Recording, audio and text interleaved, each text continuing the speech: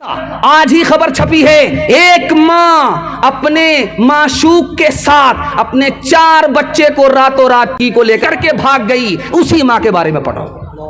पहले ये होता था कि मुसलमान लड़का गैर मुस्लिम लड़की को लेकर के भाग जाता था, ये भी गलत है। उसके बाद ये होने लगा कि गैर मुस्लिम लड़का मुसलमान लड़की को लेकर के भागने लगा, ये भी गलत है। अब क्या हो रहा है आपको सुनाऊंगा, आपका कलेजा मुंह को आ जाएगा। अब कुछ और हो रहा है। मुसलमान लड़का गैर मुस्लिम लड़की को लेकर के नहीं भाग रहा, गैर मुस्लिम लड़का मुसलमान लड़की को लेकर के भाग नहीं रहा है, बल्कि अब कुछ और हो रहा है। मुसलमान लड़की गैर मुस्लिम लड़के को लेकर के भाग रही है। हजारों में नहीं, सैकड़ों में नहीं, लाखों में गैर मुस्लिम लड़के को लेकर के भाग रही। जानते हैं क्यों? 3 वजह से। पहली वजह क्यों लेकर के भाग रही है? शादी को मुसलमानों ने महंगा कर दिया, तिजारत बना दिया। जाहिल है, अंगूठा टेक है, पंजाब काटता है, साइकिल चलाता है, मोटरसाइकिल चलाना भी नहीं आता। उसका बाप डिमांड करता है बुलेट दे दीजिए, क्या फ़र्क पड़ेगा? डबल डबल पलंग दे दीजिए, क्या फ़र्क पड़ेगा? बच्चे वाली भैंस दे दीजिए, क्या फ़र्क पड़ेगा? सब कुछ बेटा को मिला, इस बानर बाप को कुछ नहीं मिला। फिर भी ये वकील वकालत कर रहा है, दूसरे की दुनिया बना रहा, अपनी आखिरत बर्बाद कर रहा है। शादी को इतना महंगा किया, इतना महंगा किया कि मुसलमानों की गरीब बच्ची गैर मुस्लिम को लेकर के फिरार हो गई। उसकी आबरू अलग गई, उसका ईमान अलग गया। बाप जिम्मेदार है तो ये पूरा समाज जिम्मेदार है। दूसरी बात, मुसलमान लड़की गैर मुस्लिम लड़कों के साथ भाग रही है। क्यों भाग रही? दूसरी वजह, हम आंख बंद करके अपनी लड़कियों का दाखिला स्कूल में कर देते हैं। उस स्कूल में करते हैं जिसमें लड़के भी पढ़ते हैं। हमारी लड़की इश्क मोहब्बत के चक्कर में पढ़ करके गैर मुस्लिम को लेकर के भाग गई। तीसरी वजह जरा ध्यान रखिएगा, हमने बड़ा मोबाइल, स्क्रीन टच मोबाइल अपनी बेटी को दिया, और बेटी किससे बात कर रही है बाप को कोई मतलब नहीं। बेटी कहां से आ रही है, कहां जा रही है, मां को कोई मतलब नहीं। मां बेखबर, बाप बेखबर। इसी बेशर्मी के नतीजे में बेटी गैर को लेकर के फिरार हो गई। ईमान अलग गया, आबरू अलग गई। दूसरी मिसाल आ रही, तेजी के साथ निकल जाएगी, ध्यान से इसको सुनिएगा। मां बेटे की लड़ाई हो रही है, मां भी उल्टा सीधा बोल रही है, बेटा भी उल्टा सीधा बोल रहा है। आखिर में मां ने गुस्से में आकर के कहा, मैं तेरा दूध माफ नहीं करूंगी, 32 धारे दूध माफ नहीं करूंगी। तो बेटा भी तन करके कहता है, तू माफ करे या ना करे कोई फर्क नहीं पड़ता, तूने मुझे अपना दूध नहीं पिलाया है, डब्बे का दूध पिलाया। तीसरी मिसाल आपके सामने रखने के लिए जा रहा, बहुत ध्यान से इसको सुनिएगा। फांसी पर बेटा चढ़ने वाला है, रामलाल डाकू है, डाका किया है, फांसी पर उसको चढ़ाया जा रहा है। उससे पूछा गया, तुम्हारी आखिरी ख्वाहिश क्या है, बताओ तुम्हारी आखिरी ख्वाहिश क्या है? उसने कहा कि माँ से बात करना है, माँ से मिलना है। तो हर मरने वाले की आखिरी ख्वाहिश पूरी की जाती है।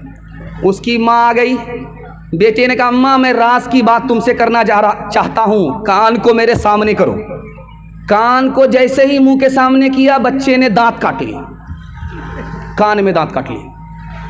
अब जल्लाद ने कहा कि कितना बेशरम लड़का है, मरने का वक्त है, माँ के कान काटता है। कहा कि पूछो मैंने माँ के कान क्यों काटे?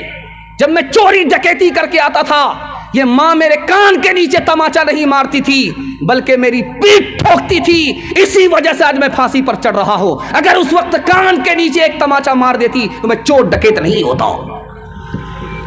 तीसरा चौथा नमूना आपकी खिदमत पे तेजी के साथ निकल जाएगा।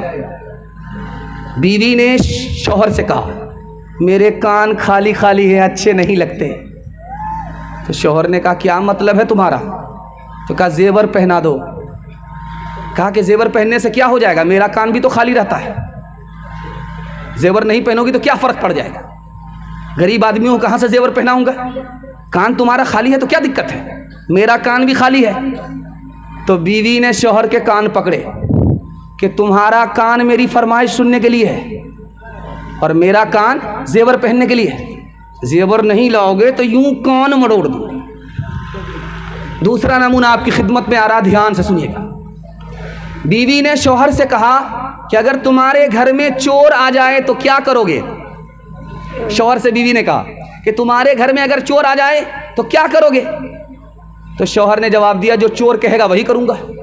तेरा दिमाग ख़राब हो गया है, तुम्हारे घर में चोरी हो जाएगी। कहा कि आज तक मेरी मर्जी इस घर में चली ही नहीं है, तो क्या करूँगा, जैसा चोर कहेगा वैसा करूँगा। तीसरा नमूना आपकी खिदमत में आ रहा, तेज़ी के साथ निकल जाएगा। एक बस दूसरी बस से टकरा गई, लोग जख्मी हो गए, हड्डी किसी की टूट गई, किसी का सर फूट गया, लोग खामोश है, कोई रो नहीं रहा है।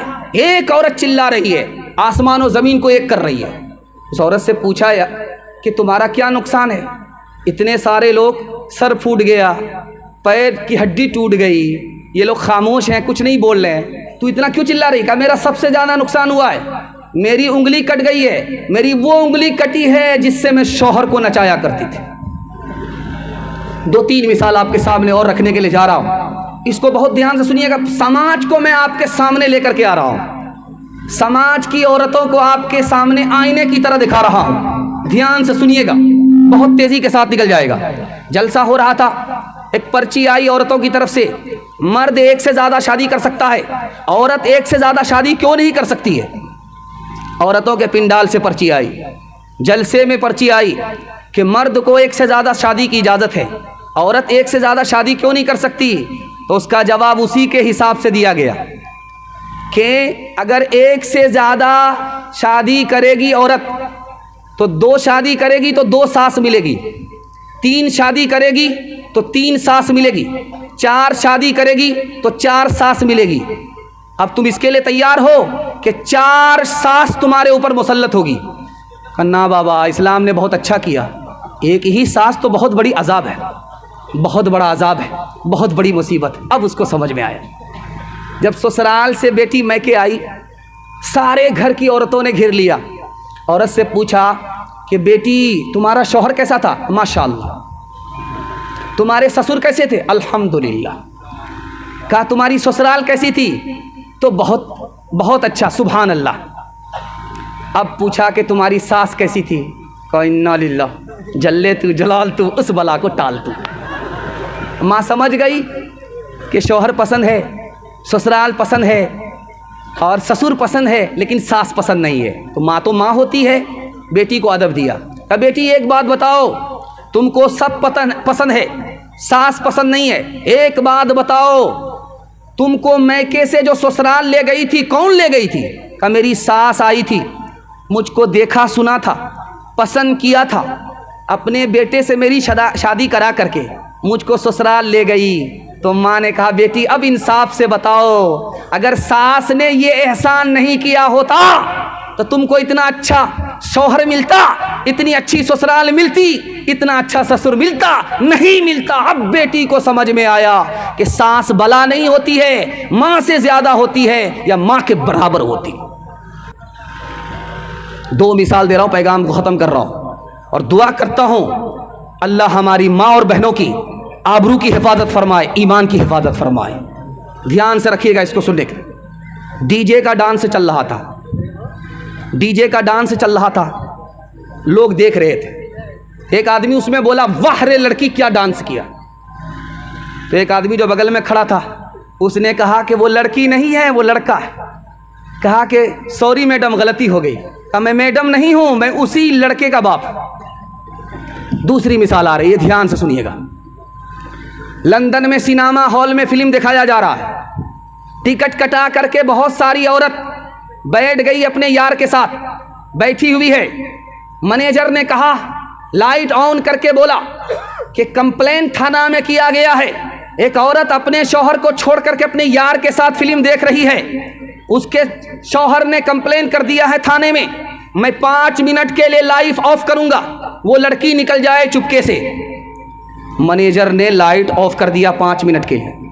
उसके बाद जब लाइट ऑन किया, देखा तो पूरा सिनेमा घर ही खाली हो गया।